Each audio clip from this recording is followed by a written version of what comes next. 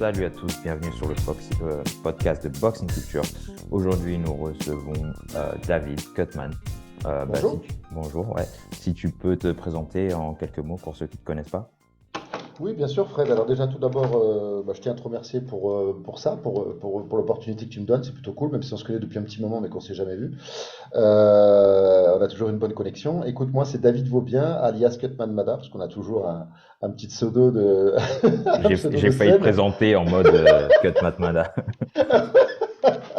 Donc c'est vrai que la plupart de mes pages professionnelles, c'est Cutman Mada, donc les gens s'identifient plus facilement à ça que si je dis David Vaubien, bon, c'est pas trop qui c'est.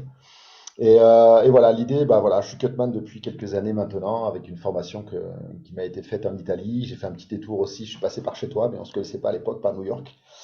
J'ai eu la chance de pouvoir aller visiter un peu là-bas, et donc j'ai appris pas mal de choses. Et du coup, je suis cutman un peu dans le monde du pied-point, du MMA, de la boxe anglaise. Euh, j'ai même poussé un petit peu plus loin les choses, où j'ai formé quatre mecs. J'ai formé quatre mecs qui font partie de ma team Cutman Madas, qui me permet de pouvoir taffer dans les galas de MMA où on a besoin de plusieurs cutman. D'accord. Donc toi, tu bosses un peu agent libre ou tu as des boxeurs attitrés à chaque fois et tu utilises leur Cutman attitré pour eux? Non, bah écoute, après ça c'est un choix en fait de chaque personne. Moi personnellement, je suis en freelance tranquille et l'idée c'est de pouvoir, si tu veux, je propose mes services aux promoteurs ou aux boxeurs qui ont besoin de moi. Et généralement, ils font appel à moi via les réseaux sociaux. Et c'est vrai que j'ai pas forcément de personne attitrée. Alors là, j'en ai un actuellement. C'est un peu particulier, c'est Jérémy Parodi, boxeur assez connu, qui va en fin de carrière, qui va refaire un titre, une ceinture de champion de France. Et il a demandé mes services. Donc du coup, ben, je m'occupe de lui à ce niveau-là et j'ai un petit peu élargi mes compétences en lui faisant aussi, je l'entraîne aussi également. J'ai un peu la double casquette actuellement, entraîneur Cutman. Ok, cool. Ouais. Euh, Pendant un combat, par exemple, comment tu te prépares avant un combat avec les boxeurs? Est-ce que tu leur parles? Est-ce que tu leur parles de ce que tu vas faire? Parce il y en a qui, par exemple, est-ce que tu as déjà fait des boxeurs qui ont eu leur premier combat avec toi? Premier combat pro, j'en ai eu un seul, effectivement. J'en ai eu un, ouais. Ouais, j'en ai eu un, et c'était pas un boxe anglais, c'était un pied-point. Et c'était son premier combat, effectivement. Donc, comme tu t'imagines, premier combat pro dans une grande salle avec du monde, il était un petit peu stressé. Donc, c'est vrai que le rapport est un petit peu particulier parce que là, en plus, il est jeune, forcément, c'est son premier combat. Donc, il est jeune en termes d'expérience et en termes d'âge. Et j'ai pris la température parce que ce qui est important, c'est de pouvoir vraiment s'adapter au boxeur parce que en fait c'est lui qui va monter sur le ring finalement. C'est lui qui sera sous les projecteurs, donc dans les vestiaires quand je fais les bandages je m'adapte. S'il a envie de parler, je suis ouvert à tout. Si Ok. maintenant je sens qu'il est vraiment concentré dans son truc, comme le jeune où c'était son premier combat, je sentais c'était très particulier comme ambiance, très particulier, donc j'ai préféré me concentrer sur les bandages et puis le mettre à l'aise en lui posant quelques petites questions s'il se sentait bien, si voilà. Voilà. Cool. Il y a déjà eu des situations où tu as dû intervenir rapidement pour sauver un combat? Ah oui, oui, oui, complètement, ouais. Ouais, ouais, complètement, ouais, ouais. Sur des plaies importantes, effectivement, généralement, souvent, ce que j'appelle, c'est que c'est un petit peu de la bobologie, dans le sens où, bah, tu sais que moi, je suis sapeur-pompier professionnel de métier, et c'est vrai que des plaies à l'arcade, je dirais que c'est pas ce qu'on fait tous les jours, on fait des choses Ouais. un peu plus graves, Ouais. tu vois. Et c'est vrai que je tremble pas trop devant une plaie à l'arcade, en fait. Ouais.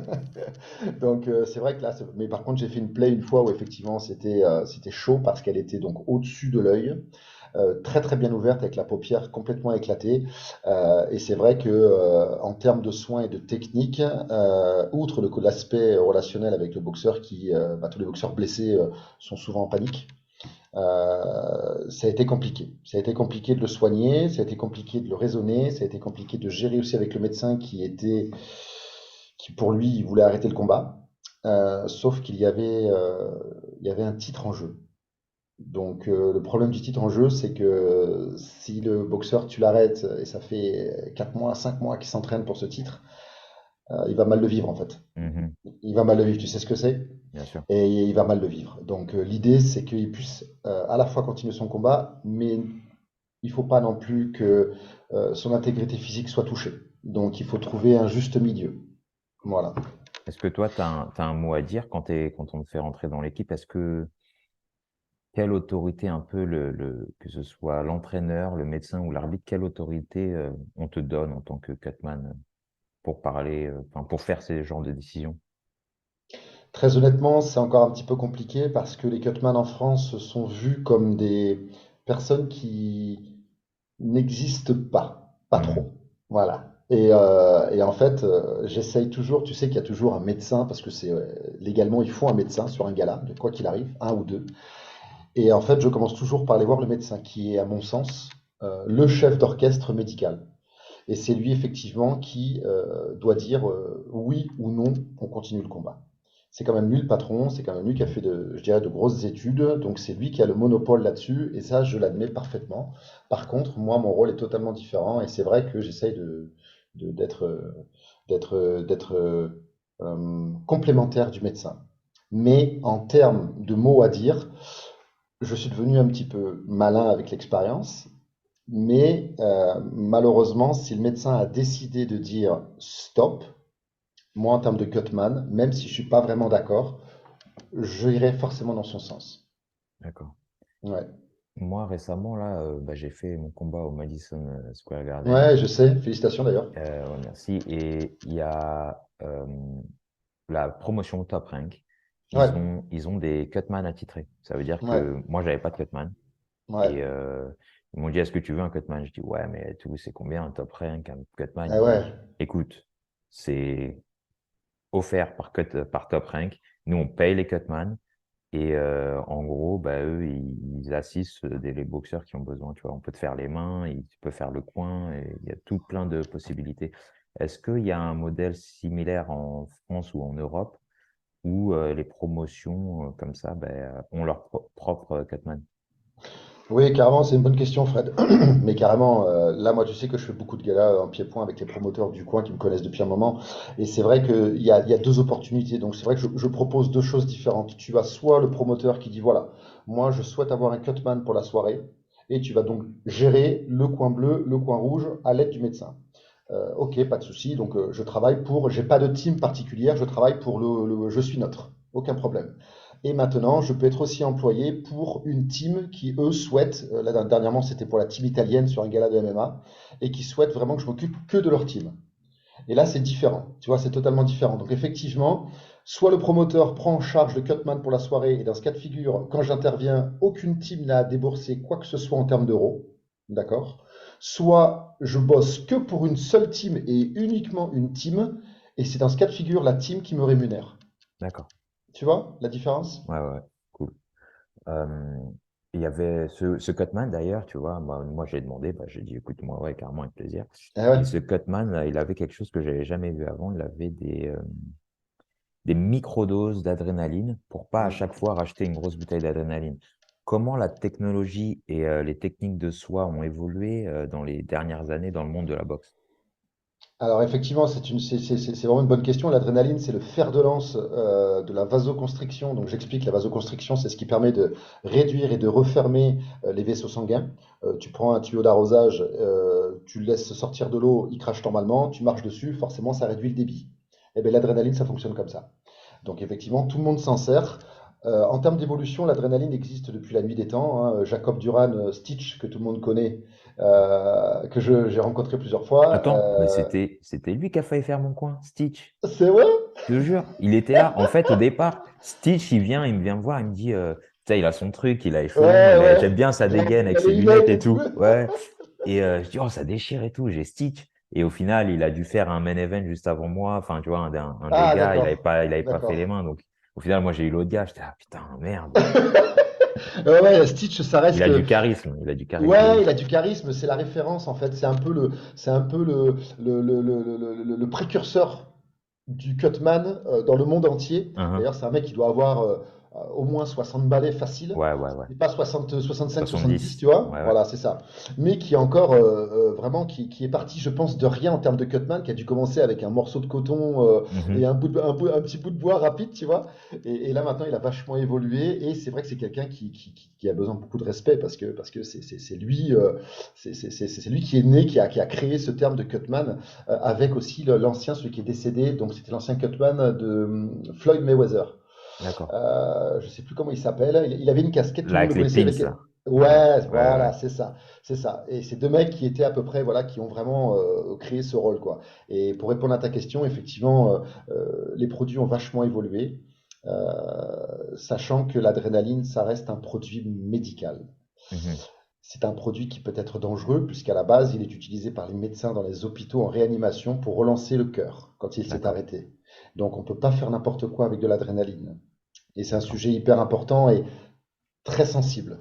Mhm. Très sensible parce qu'il ne faut pas l'utiliser n'importe comment, il faut la diluer, il faut savoir la diluer, il faut l'utiliser de bonne façon. Alors c'est vrai qu'il y en a qui ont des grosses bouteilles, comme tu disais tout à l'heure, à juste titre. Moi j'ai la chance d'avoir aussi des petites dosettes d'adrénaline qui me permettent en fait de pas tout utiliser lors C'est d'un ça. gala, tu vois. Ouais, parce Voilà, qu'à mais chaque combat, il faut une nouvelle bouteille d'adrénaline, c'est ça?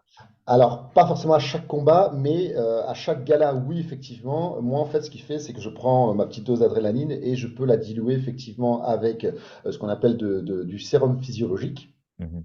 Et généralement, tu le dilues à 1 pour 1000 ou 1 pour 10 000. Ouais, C'est un petit. Ouais, et en c'est ce que fait, tout j'avais fait. simplement, ouais, ouais, c'est ce qu'il faut faire parce qu'il y a encore des cutman, et c'est ça qui me fait un peu peur, c'est que je les ai vus, hein, ça me fait sortir les poils, quoi, hein. Ils utilisent de l'adrénaline pure. Mhm. Et l'adrénaline pure, en contact avec la peau, ça rentre dans le sang et ça peut poser des problèmes. Mhm. D'accord? Ça peut occasionner par exemple de la tachycardie, donc une accélération des battements cardiaques. Et le boxeur est déjà à 160-180 de pulse parce qu'il est en plein combat. Si en plus tu lui rajoutes une contrainte où ça accélère encore plus le cœur, ça peut être dangereux. Mhm. D'accord. Voilà. Ouais. Est-ce qu'il y a des sujets comme ça, justement, que tu aimerais aborder où la santé du boxeur, elle est mise en jeu et ben, comment on peut éviter le pire? Ouais, c'est un vaste sujet, Fred, hein. C'est un vaste sujet. On essaie de se battre pour ça, dans le sens où effectivement, oui, là, bien évidemment que la santé du boxeur, elle est là, quoi, et qu'il faut vraiment y faire attention, quoi. Ça commence par de l'apprentissage, être sûr de ses techniques, être sûr de ses produits. Là, actuellement, je suis en train de tester des produits qui ne sont pas de l'adrénaline, mais qui sont à base de plantes et d'essence de plantes, et qui fonctionnent très bien en termes de vasoconstriction. C'est un petit peu plus cher. Mais par contre, c'est biologique à base de Mhm. plantes. Ça veut dire que moi, je le dilue pas. De la façon dont je vais l'utiliser, il y a 0,01% de risque pour le combattant. Tu vois? Super. Et il faut savoir aussi que l'adrénaline, normalement, celui qui l'utilise, c'est quelqu'un qui est diplômé pour ça. Et ce sont des infirmiers et des médecins. Le D'accord. cutman, malheureusement, même si moi je suis pompier, j'ai certains diplômes, euh, il n'y a pas encore de réglementation là-dessus. Et c'est ça Mhm. qui est vraiment dangereux. C'est est-ce que le cutman a le droit, oui ou non, d'utiliser de l'adrénaline? Tu vois? D'accord. Ouais. Moi, je sais qu'ici, aux États-Unis, il y a une certification Cutman. Mm. Pas tout le monde peut arriver et se dire, ouais, moi, je suis Cutman. Il faut que tu Ouais, montres carrément. certificat, licence, etc. Mm. En France, ça se passe comment? En France, c'est open bar. Parce que tu sais que les Cutman existent aux États-Unis depuis des lustres. Ouais. Donc, ils ont eu le temps de poser un règlement et une législation et tout ça, tu vois. Nous, en France, ça vient d'arriver. Donc, comme ça vient d'arriver, c'est encore un petit peu le flou artistique. Donc, tu Mhm. as des mecs qui se présentent dans le coin Cutman, qui ont fait une formation de 2 jours, et qui sont Cutman et qui travaillent sans gants et qui n'ont pas de technique et qui font des trucs. Moi, des fois, je vois, ça me hérisse les cheveux, enfin, si j'en avais. Et franchement, il faudrait des certifications, mais je pense qu'on va y venir, hein, à moyen terme ou à long terme, on y viendra. Mais pour l'instant, je t'avouerai très honnêtement que c'est encore un petit peu porte ouverte à n'importe quoi. Mhm. D'accord. Ouais, Mm, bah, parce mm, que ouais. ouais, ici, il faut. C'est quoi l'équivalent du CPR? Ça se dit CPR aussi en France? Tu sais, il y a une. les premiers soins, là, les premiers secours. Oui, alors ici maintenant le terme technique c'est vraiment, alors avant c'était le BNS, Ouais, maintenant c'est le CFAPSE, CFAPSE et ah la vache, tu vois, je l'ai passé il y a tellement longtemps. ouais, Oui, ça te permet en fait d'avoir, c'est un diplôme de secouriste basique, premier niveau, qui te permet d'avoir des connaissances effectivement sur du sauvetage qui peut arriver n'importe où dans la rue pour aider une personne qui a un souci de santé. d'accord. Donc effectivement, ça tu peux le passer n'importe où, hein, mais euh,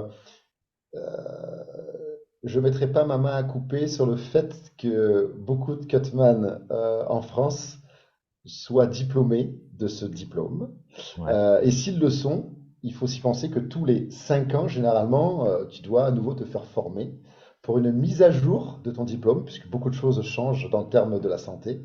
Et je sais le source sûre, mais bon, chacun prend ses responsabilités, que malheureusement, tout le monde n'a pas forcément ni les compétences, ni les diplômes adaptés pour endosser ce rôle. mais c'est pas, à qui la faute? Est-ce que c'est les promoteurs qui organisent? Est-ce que c'est les fédérations? Parce que normalement, il faudrait tu vois, un permis. Euh, Ouais. les cutman, ils doivent avoir un permis qui sont Mhm. donnés par la commission d'athlétisme, etc. Mhm. Euh, pour comment on arrive toujours aujourd'hui à avoir des gars dans des coins ben, sont pas certifiés, quoi. C'est moi, tu vois, ma démarche avec Boxing Culture, c'est le boxeur avant tout, que ce soit santé mentale, physique, business, on met le boxeur en premier. Comment des choses comme ça peuvent être laissées faire, en fait, tu vois, comment ils laissent passer des choses comme ça, des cutman qui sont pas certifiés, etc.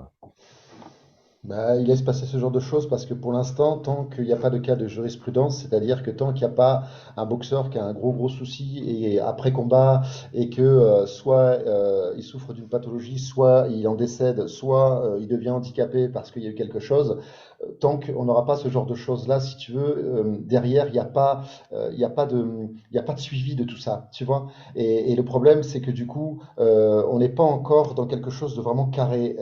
Je rebondis sur ce que tu me dis parce qu'il y a même des entraîneurs qui, à ce jour, c'est comme un entraîneur. Pour moi, l'entraîneur doit avoir un diplôme d'entraîneur, quoi. Hmm, Tu vois, c'est normal, c'est logique, quoi. Tu vois, quand tu es mécanicien, tu as un diplôme de mécanicien. Quand tu es boulanger, tu as fait un CAP boulangerie, quoi. Et là, il y a beaucoup d'entraîneurs qui vivent sur leurs acquis. Ça fait 20 ans, 30 ans qu'ils sont dans le monde de la boxe, qui n'ont jamais passé de diplôme. Et pour eux, c'est suffisant. Et ben, le hmm. Cutman, on laisse un peu faire les choses aussi comme ça, en disant s'il est là, c'est qu'il est capable. Mais on va Mhm. pas chercher plus loin que ça en termes de papier ou de diplôme. Et c'est vrai que moi, j'y travaille beaucoup, j'essaye vraiment d'avancer avec les fédés. Ça se fait sur Paris aussi, je crois, avec des mecs. Mais moi, j'essaie de faire ça pas par profit, mais plutôt pour dire, voilà, autour du soigneur, autour du boxeur, tu as des mecs qui sont certifiés, qui sont tamponnés, qui ont des diplômes, qui savent ce qu'ils font. Et du coup, le boxeur, il peut compter sur eux et aller au frachant, aller au combat, les yeux fermés, tu vois. Mais c'est pas gagné. D'accord. Il y a est-ce que ça marche à l'international? Est-ce qu'il y a des certifications internationales ou européennes, etc.? Oui, oui, il y en a. Bah, mais alors en boxe, pas trop. Par contre, en Ouais, MMA, beaucoup. d'accord, Ouais. Ça s'appelle d'ailleurs l'IMAF. Je sais pas d'accord. si tu connais. Non, ça me dit rien. Bah, l'IMAF, c'est l'International MMA Mixed Martial. Bon, bref, tu m'as compris. Ouais. J'ai essayé de faire l'américain, mais ça passe pas. T'inquiète, t'inquiète. Les gens ont compris, c'est ce qui compte. En fait, c'est la fédération mondiale qui gère le MMA, tout simplement. Et eux organisent des stages un peu de partout. D'ailleurs, il y en a un là au février en Serbie, OK. où j'étais invité pour y aller, mais je peux pas y aller.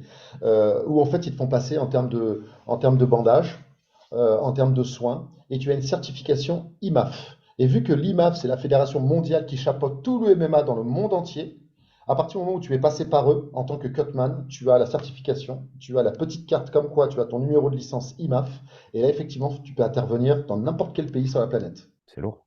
Tu vois, Ouais. Ouais. c'est de ça que la boxe a besoin. Enfin, est-ce que tu penses qu'avec cette certification, parce que les règlements ici aux États-Unis, c'est si tu as été certifié et que tu as une preuve de l'entraînement et de la certification, bah, tu peux pratiquer en tant que cutman. Est-ce que tu penses qu'avec cette licence, on te laisserait pratiquer n'importe où, dans des Bah combats de écoute, boxe, par exemple? Bah écoute, oui, enfin moi je pense que ça serait plutôt pas mal, à mon sens, hein, c'est pas encore Mhm. universel, hein, Ah c'est à ouais. mon sens.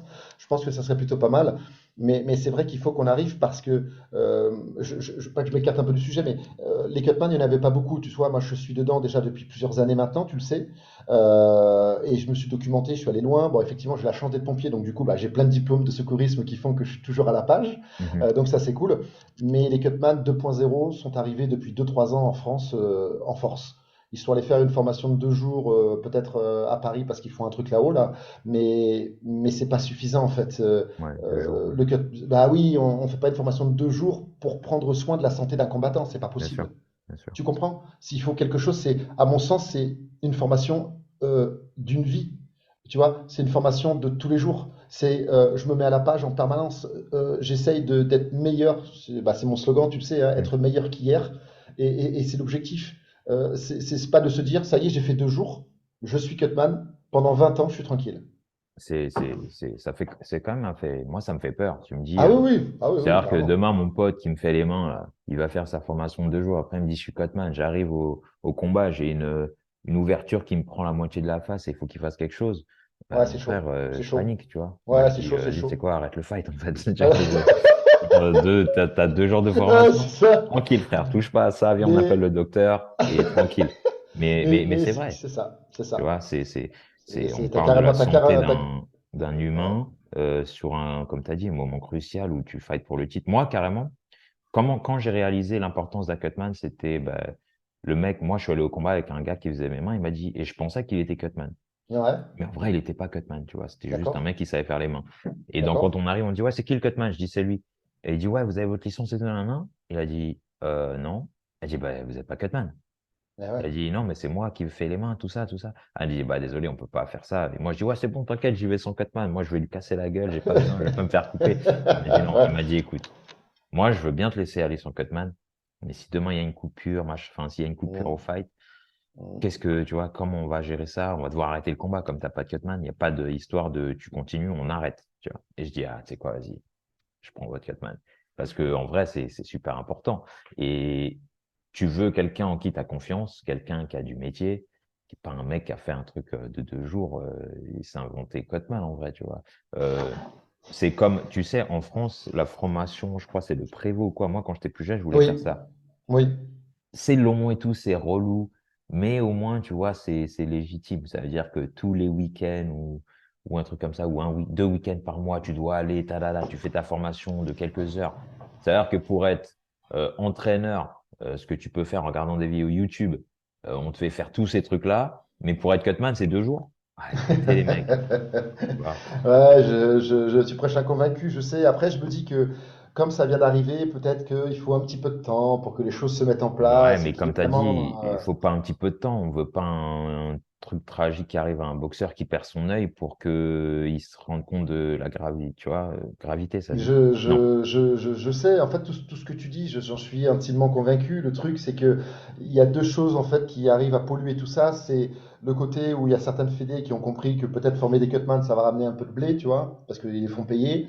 Le fait qu'ils soient formés pendant 2 jours, on leur file un diplôme, voilà, un certificat comme quoi tu as fait ton truc, et du coup, tu peux aller dans un coin. Mais en fait, c'est une grosse ineptie, quoi. C'est Hmm. hyper dangereux, quoi. À la limite que tu commences par être, pourquoi pas, aide cutman, tu vois, pourquoi pas, pour faire un petit peu tes armes, ça me C'est paraît ça? normal, tu vois. Ouais, Au pompier, par exemple, avant d'être professionnel, tu rentres pompier volontaire. Voilà, tu vois un petit peu comment ça va, tu prends de l'expérience, tu t'aguerris un petit peu et ensuite tu passes professionnel. bien Eh ben, sûr. il faudrait la même chose avec des étapes, step by step, tu vois, et que les choses se fassent normalement, mais que tu ne sois pas catapulté comme ça sur un boxeur qui joue un titre. Et toi, il a une blessure, comme tu dis, à l'arcade, un truc important. Et toi, bah, du coup, bah, tu sais pas faire parce qu'en plus, outre le fait ou l'aspect technique, tu as l'aspect aussi où il faut garder son C'est self-control, son ça. sang-froid. T'as jamais Faut vu pas, faut ça? pas avoir les mains qui tremblent, Tu tu vois? T'as vois. jamais vu ça, mais et c'est vraiment logique ce que tu dis, tu vois. Aller faire, appelons ça un internship, un stage. Aller faire Ouais, un stage avec le cutman. ouais, C'est-à-dire que tu es ouais, là, comme ouais. tu as dit, head cutman, il y a un mec qui se coupe, boum, tu vois. tu vois comment le cutman il réagit, tu le vois faire le truc et tout, mettre enfin, moi j'ai aucune connaissance, tu vois, mais tu vois mettre le coton appuyé fort, truc et Eh tout, oui. éponger, tu le vois avec tes yeux et tu comprends ce qu'il faut faire. Parce que quand toi t'es arrivé, t'as fait ta truc de 2 jours, on t'a fait travailler sur un mannequin ou je sais pas quoi, c'est pas un truc vivant, enfin, je sais pas Mais- je n'ai aucune idée de comment ça se passe. Mais demain, t'es là avec ton diplôme de 2 jours, t'arrives, le mec il est là coupé, tu te dis waouh, ok, sur le mannequin on m'a fait faire ça, mais c'est pas réaliste quoi, tu vois. Ah Moi ben c'est ça a strictement rien à voir quoi. Et en plus quand tu fais ta formation, c'est pour ça que moi j'essaye de mettre les mecs que je forme, j'essaye vraiment de déjà j'en prends pas beaucoup, généralement je prends des groupes de 6 8 mecs en fait, 6 8 personnes, parce que c'est sûr tu peux prendre 20 personnes, hein, tu feras plus de blé, hein. Mais Mhm. par contre sur les 20 personnes, on est d'accord qu'en termes de formation, ils vont retenir 10% de ce que tu leur enseignes, et du coup ils vont ressortir de là, ils auront appris que dalle quoi. Tandis que si tu prends 6 8 mecs, tu pourras plus t'attarder sur les gens, tu vois, et c'est Mhm. plus intéressant. Et moi, les mecs que je forme, et là, moi, ma team, là notamment, j'ai un gars là qui arrive là, bientôt le 18 en pied-point, là, je vais faire venir un mec que j'ai formé, il va venir avec moi.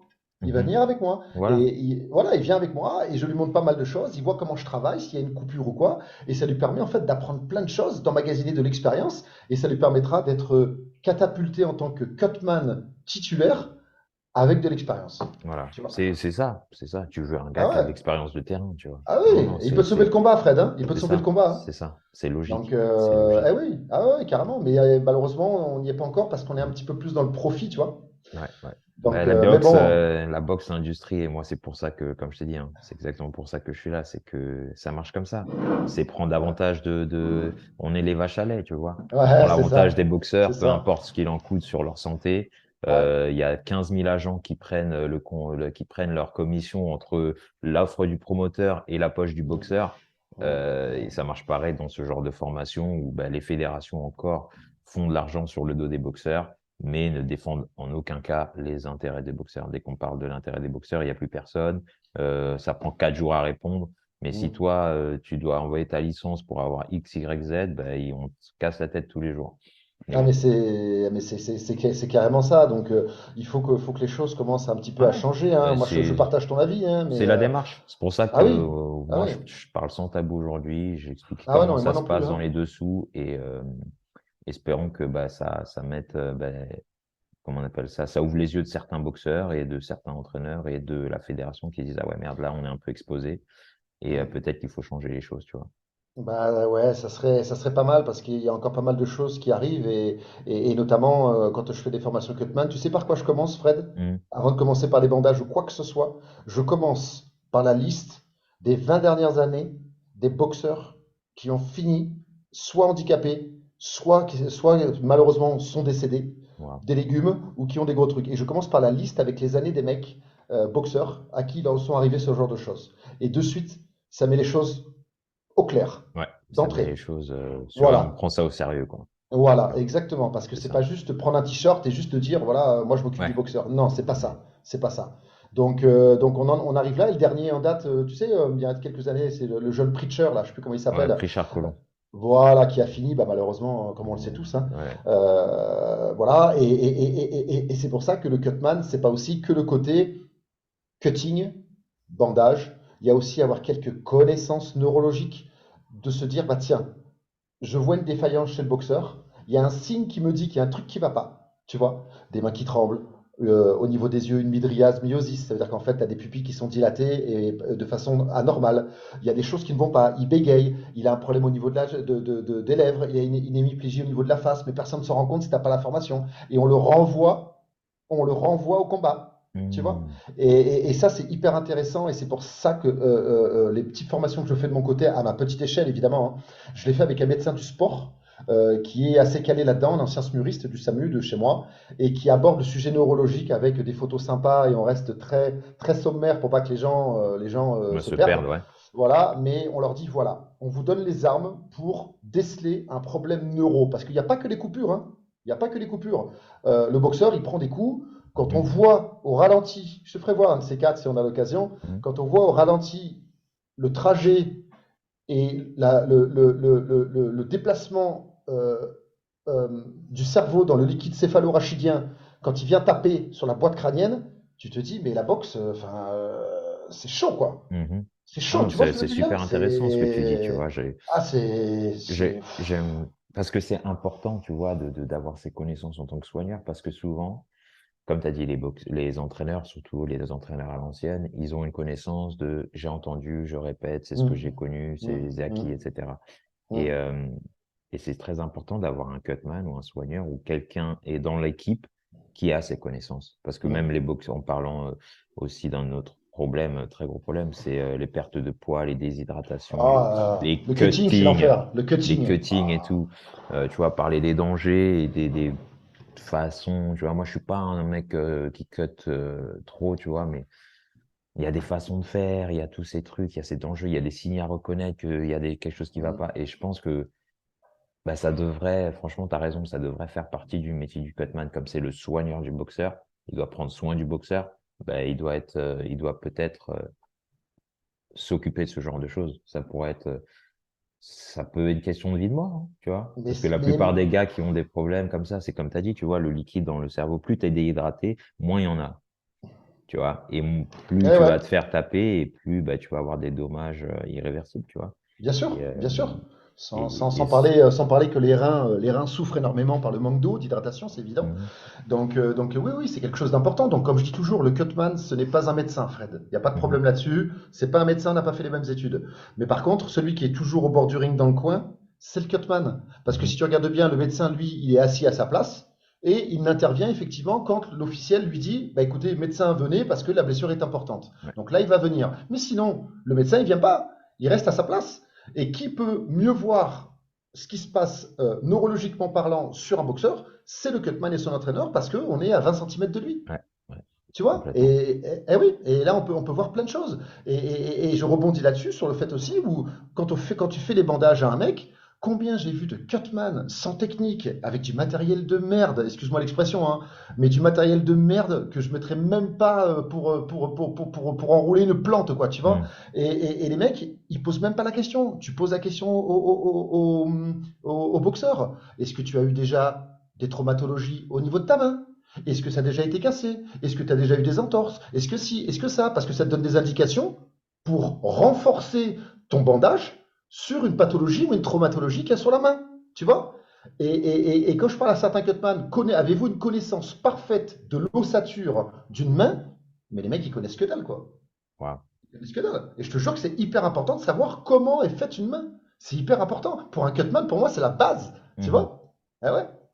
Ouais, Franchement, j'ai l'impression qu'on peut parler de ça pendant des heures et des heures. On a fait un bon petit tour quand même de l'ensemble du rôle d'un cutman et de ce qui entoure le Ouais. combat, etc. Est-ce qu'il y a quelque chose d'autre que tu veux rajouter? Non, bah écoute, tout ce que j'aspire moi, c'est qu'effectivement, comme je dis encore une fois, à mon petit niveau, parce que moi je suis un cutman lambda, et d'essayer d'apporter à mon niveau certaines choses intéressantes pour que les gens puissent comprendre effectivement, et grâce à mon expérience de soigneur et de pompier, et j'ai travaillé aussi au SAMU pendant des années, de pouvoir dire voilà les garçons, l'idée c'est pas de se dire voilà je suis cutman, ça y est, ça fait super classe et tout, non. Essayez d'aller plus loin que ça, et s'il vous plaît, allez, faites des recherches et posez-vous la question de vous dire, tiens, ça, j'ai pas connaissance de ça, ça, je sais pas faire ça, donc je vais aller glaner des informations auprès de vrais professionnels. Donc, que ce soit des médecins, des cutman avertis, ou des choses un peu intéressantes sur Internet, comme je te parlais tout à l'heure de l'ossature d'une main, ou ce qui se passe dans un cerveau. S'il vous plaît, faites l'effort de vraiment d'augmenter votre culture à ce niveau-là, et le boxeur, il sera vraiment content en fait. Voilà. Super. Ouais, bah, écoute, franchement, c'était super enrichissant. Franchement, peut-être, je pense qu'on va se faire un autre épisode, un de ces quatre, parce qu'il y a beaucoup d'autres choses que Ah ouais, il j'aimerais y a plein de choses à d'aborder. dire, Il y a ouais. plein de sujets que j'aimerais aborder. Bah, merci à toi en tout cas, merci Merci d'avoir pris beaucoup. le temps. Ouais, merci Fred. Bah, merci à vous d'avoir suivi. Et puis, on se retrouve dans le prochain épisode.